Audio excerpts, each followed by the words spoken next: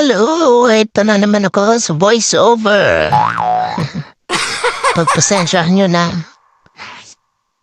Dahil nanonood sila ng balita. Ayun nga, galing kami magsundo kay Ate Kay. At ako'y Wow. gutom na gutom. Kaya ito na ang aking nilafang. Diba? Kala mo gutom na gutom talaga. Ilang minuto lamang naman akong hindi napadede.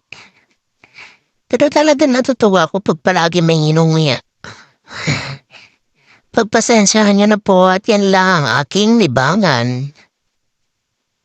Iba mga inahan. O, diba?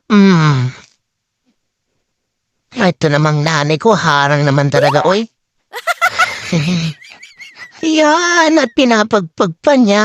Diba, ganyan siya kumain. Ganito pala kumain. Napakalinis. At kahit sa pagkain, gusto ko makita ang aking mukha kung paano ko sipag kumain. Diba? Masyado ko naaliw sa aking mukha. Tuwang-tuwa pa ako, di ba? Pati hindi lang ko aking pinagmamasdan. Aking pinagmamasdan. Hanima. Pagmasdan niyo po ang aking mga hita, mukha na bang nanangayayat, namamayat, o pumapayat?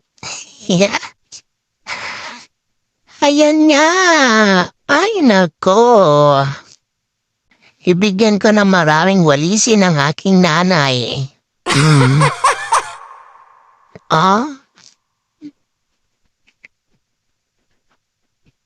Diba? Aliw na aliw. Pa? Ayaw ng dumi. Ay, grabe. Sinipa pa si father, Ganyan po ako kabait. Lambing ko lamang po yan. Dahil ayokong may nakapwesto dito sa aking pwesto. Diba mga inahan? Ganito po po sa araw-araw. Diba? Dahil malinis ang salamin, guguhitan natin. Pa? Diba? Hindi pa siya masaya. Hindi pa ako masaya sa isang guhit lang. Kulang na kulang ang paglilinis nila kaya dagdagan natin. Mga inahan. Ayoko ng kalat. Ang pudpod. Kamustahin, diba? Grabe. Pati pag nguya ay gustong makita.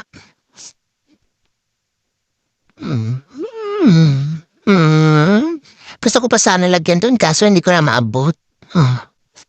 Kaya dito na lamang. Ayan na nga. Diba? Thank you for watching mga inahan.